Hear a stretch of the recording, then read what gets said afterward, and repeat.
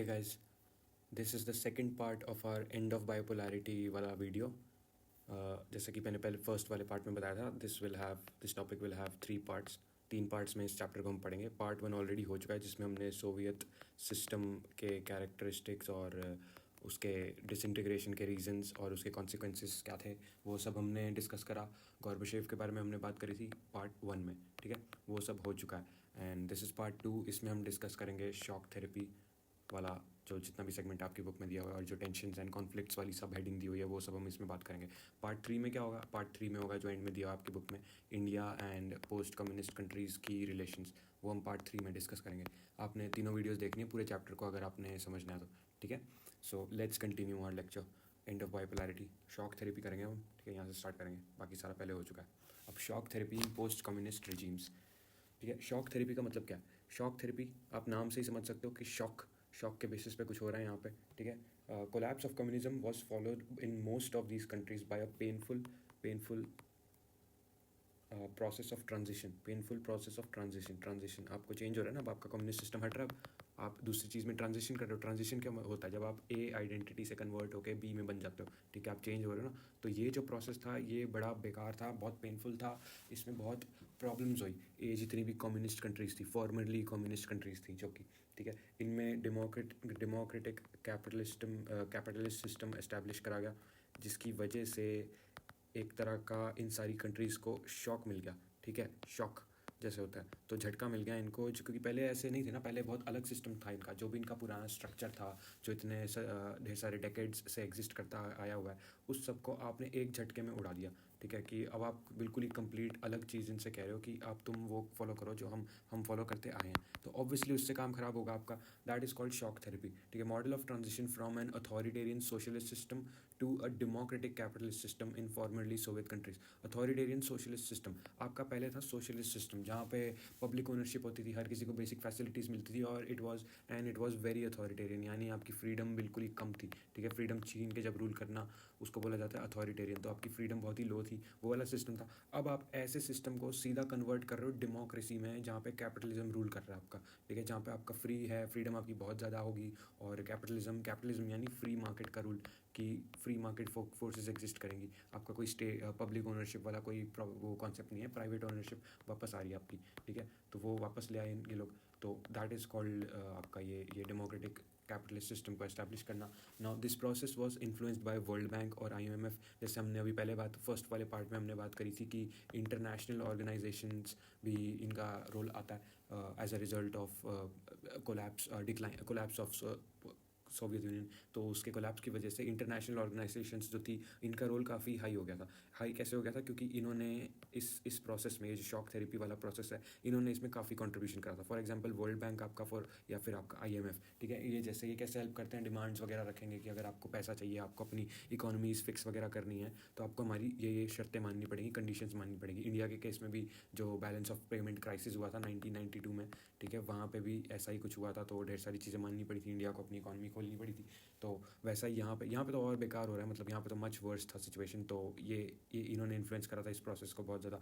Complete privatisation हुई थी. Complete privatisation मतलब पहले होता था आपका सोशलिस्ट सिस्टम. ठीक है, या कम्युनिस्ट सिस्टम बोल लो आप. ठीक है, socialist system, communist system exist करा करते थे जैसे जिसमें आपकी पब्लिक ओनरशिप होती थी. पब्लिक ओनरशिप मतलब प्राइवेट ओनरशिप का एग्जिस्टेंस ना होना. ठीक है, प्राइवेट ओनरशिप का कॉन्सेप्ट नहीं था कि बिजनेस ओनर्स होंगे या कैपिटलिस्ट ओनर्स होंगे, वो ओन करेंगे और तुमसे काम करेंगे. वो सब एग्जिस्ट नहीं करता था. पब्लिक ओनरशिप एग्जिस्ट करती थी. यानी फॉर एग्जांपल आपके इसमें कलेक्टिव फार्मिंग का एग्जांपल दिया हुआ है. कलेक्टिव फार्म्स होते थे. ठीक है, इस सब को उड़ा के, इसको हटा के सीधा प्राइवेट फार्म्स एस्टैब्लिश करे गए जहाँ पे प्राइवेटाइजेशन हो गया कि उसके बेसिस पे चलेगा और सिर्फ प्राइवेट फार्म्स ही ये बिज़नेस करेंगे, बाकी सारे जितने भी हैं उनको हटाओ. ठीक है, तो कंप्लीट प्राइवेटाइजेशन हो गया. और फ्री ट्रेड का प्रमोशन हो रहा है ऑब्वियसली, कि ट्रेड करो, इन्वेस्टमेंट लेके आओ. इन्वेस्टमेंट को बढ़ावा दिया जा रहा है. इन्वेस्टमेंट को बढ़ाओ, बाकी इकोनॉमी से इंटरेक्ट करो, अपनी इकोनॉमी को खोलो. ठीक है, वो सब हो रहा है शॉक थेरेपी के प्रोसेस में. FDI जो है आपकी, विच इज़ आपका ये क्या बोलते हैं, फॉरेन डायरेक्ट इन्वेस्टमेंट जिसको बोलते हैं, यानी फॉरेन कंट्रीज जब या फॉरेन इकोनॉमीज जब आपके अंदर आपकी कंट्री में इन्वेस्ट करती है, that is called foreign direct investment. तो एफडीआई को बढ़ावा दिया जा रहा है, इस सब में ओपननेस आपकी लाई जा रही है, फाइनेंशियलिंग ओपनिंग हो रही है, आपकी जितनी भी रेगुलेशंस थी, आपकी जो स्ट्रिक्ट रेगुलेशंस थी, वो सब को हटाया जा रहा था, ठीक है, उस सब को कम करा जा रहा था या कंप्लीटली हटा रहा जा रहा था, उसको डी रेगुलेशन बोलते हैं हम, ठीक है।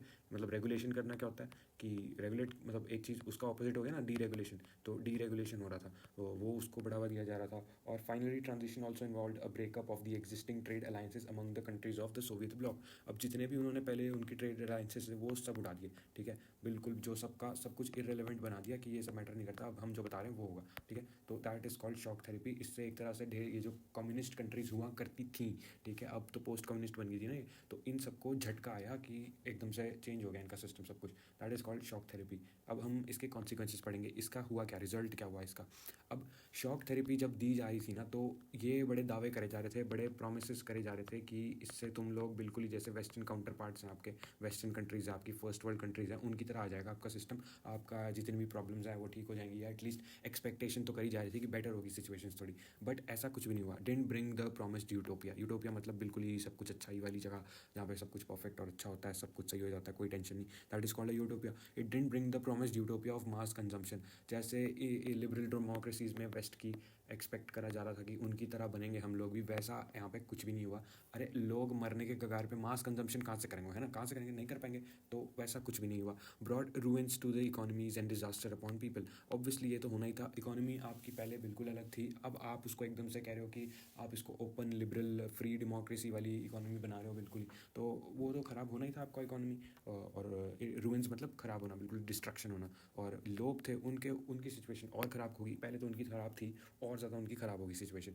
Destruction and disappearance of entire industry, जैसे अभी हमने बात करी रूइंस टू इकोनॉमीज। अब ढेर सारी अच्छी इंडस्ट्रीज एग्जिस्ट करा करती थी, ठीक है, अगर आप उनको स्टेट के कंट्रोल के थ्रू, इन स्टेट के कंट्रोल्ड मैनर में, अगर स्टेट का कंट्रोल होता और वो हेल्प करता है इनको बेचने में या इनको एक डायरेक्शन देने में, ठीक है, तो ये अच्छा प्रॉस्पेक्ट कर जाती हैं ये इंडस्ट्रीज़। बट आपने वो सभी हटा दिया, आपने सीधा कह दिया कि ये खुले में अब बिकेगा, तो रातों रात पूरी की पूरी इंडस्ट्रीज़ गायब हुई हैं, ठीक है, उनका पूरा डिस्ट्रक्शन हो गया या फिर गायब ही होगी पूरी तरह। तो ये इसका एक और कॉन्सिक्वेंस था शॉक थेरेपी का। बाकी value of rouble dropped severely. Rouble क्या है, रशिया की करेंसी, उसकी करेंसी है ये, ठीक है। अब आपका सिचुएशन इतनी ख़राब है तो ऑब्वियसली आपकी करेंसी तो डाउन जाएगी, तो रूबल जो थी उसकी वैल्यू बहुत ज़्यादा डाउन होगी, बहुत ज़्यादा डाउन होगी।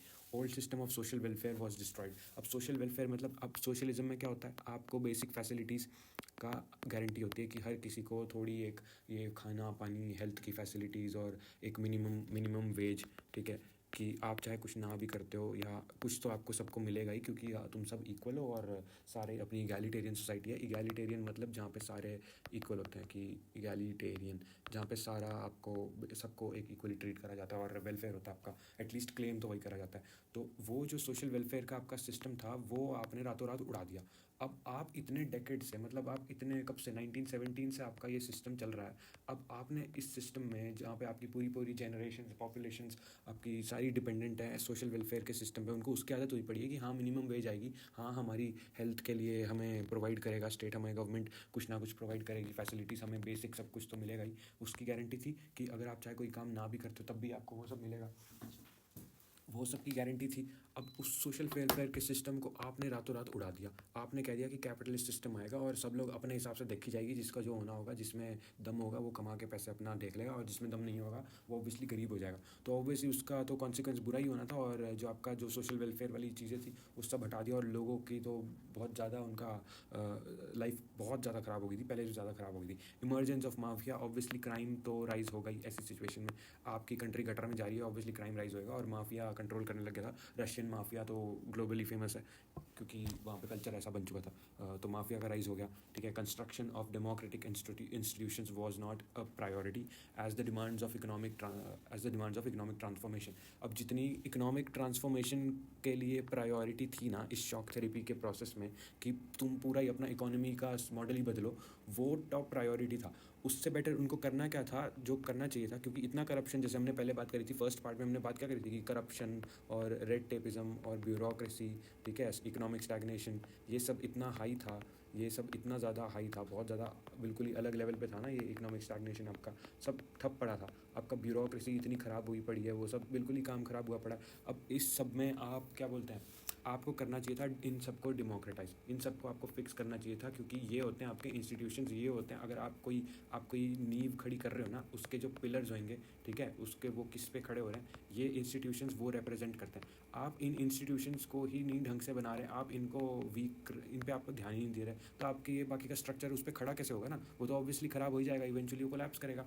तो आपने इस पर ध्यान दिया ही नहीं, इन्होंने शॉक थेरेपी के अंदर इस सब पे ध्यान दिया ही नहीं कि इंस्टीट्यूशंस को हम लोग ठीक करें और हम डेमोक्रेसी रूट लेवल पे एस्टैब्लिश करें, क्योंकि वहीं से गाड़ी स्टार्ट होती है और बाकी सारी चीज़ें वहाँ से होने लगती है। वो आपने करा नहीं, आपका ध्यान सिर्फ था कि इकोनॉमी अपनी चेंज करो और ये हमारी कंडीशंस मानो और सब कुछ, तुम पूरा अपना सिस्टम ही बदलो, रातों रात लोगों की अपनी लाइफ बदल दी, सोशल वेलफेयर वाला सिस्टम उड़ा दिया आपने, सारी वो क्या बोलते हैं इकोनॉमी उड़ा, उनका ये जो कलेक्टिव वाली पब्लिक ओनरशिप वाला इनका सिस्टम था, वो धीरे धीरे इनको कम करना चाहिए था, बट एकदम से आपने प्राइवेटाइजेशन ला दिया, तो ऑब्वियसली वो सारा जो भी एक्सपेक्टेशन थी वैसा तो कुछ अच्छा तो हुआ नहीं, और सब डिस्ट्रॉय हो गया, और डेमोक्रेसी तो आपने प्राइवेटाइज करी, ख़राब हो गया बेसिकली।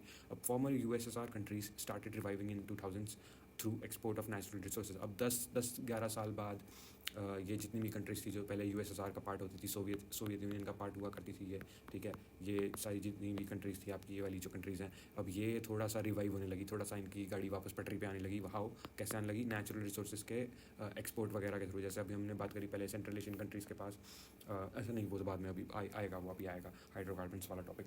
तो नेचुरल रिसोर्सेज, जैसे हमने पहले फर्स्ट पार्ट में बात करी थी कि रशिया के पास ढेर सारे नेचुरल रिसोर्सेज थे, या और भी सोवियत कंट्रीज़ के पास नेचुरल रिसोर्सेज में रिच था सोवियत यूनियन हमेशा से, वो तो उन्होंने ध्यान नहीं दिया, इसलिए उसका यूज़ कर नहीं पाए।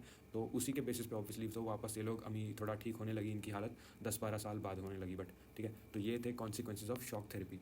अब हमारा ये आ जाएगा टेंशन एंड कॉन्फ्लिक्ट्स वाली, इसका ये सब हेडिंग है आपकी एक और नेक्स्ट इसी में। अब इस सब की वजह से, शॉक थेरेपी की वजह से ढेर सारे टेंशन और कॉन्फ्लिक्ट्स में भी राइज होने लगा ढेर सारा। अब आपकी इसमें बहुत सारे एग्जांपल दिए हैं, आपको मोस्टली सिर्फ इनके नेम्स वगैरह पे ही ध्यान देना है, आपको ज़्यादा डिटेल में कंफ्यूज नहीं होना, ठीक है, ये याद रखना।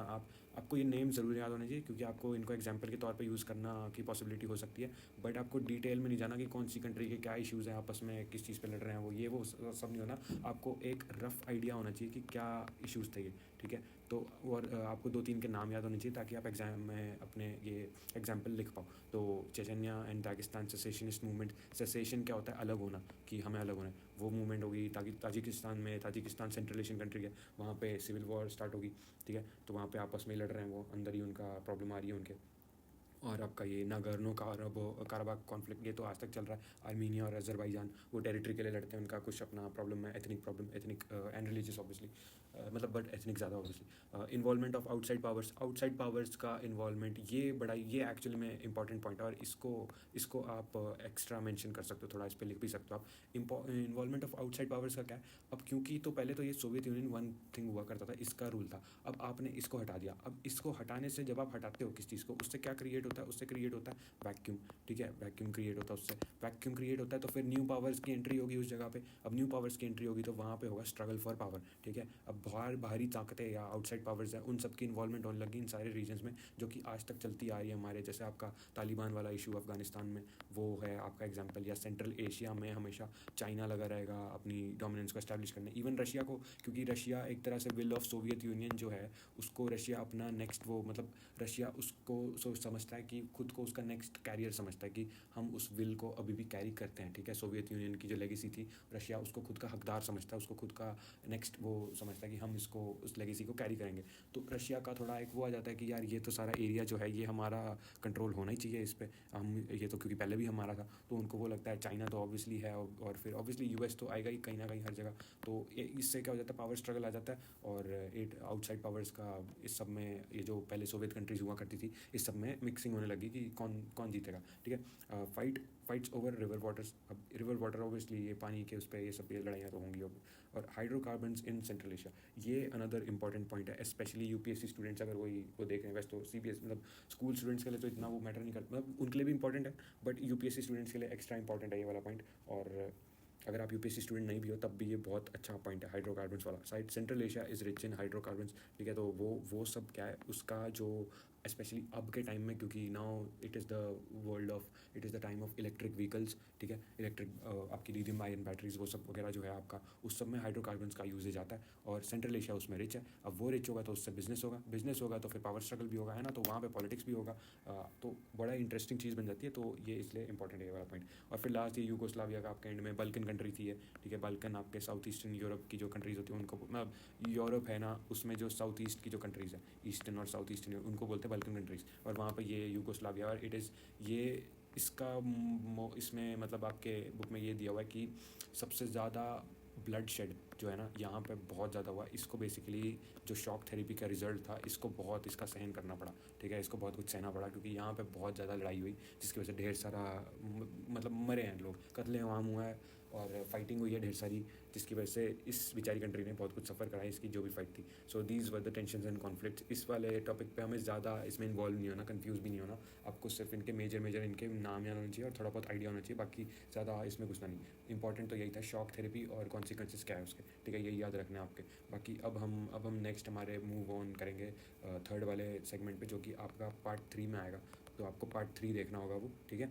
और पार्ट 1 ऑलरेडी हो चुका है, जिसमें हमने ये बात करी थी सोवियत यूनियन, सेकंड वर्ल्ड क्या होता है, सोवियत सिस्टम की कैरेक्टरिस्टिक्स क्या थी, गोर्बाचेव के बारे में बात करी थी, डिसइंटीग्रेशन कैसे हुआ, क्यों हुआ, और कॉन्सिक्वेंसेज, ये सब हम पहले बात कर चुके हैं पार्ट 1 में। तो आपने वो नहीं देखी वीडियो तो वो जाके देख लेना, और पार्ट 3 नेक्स्ट देख लेना, ठीक है। बाय।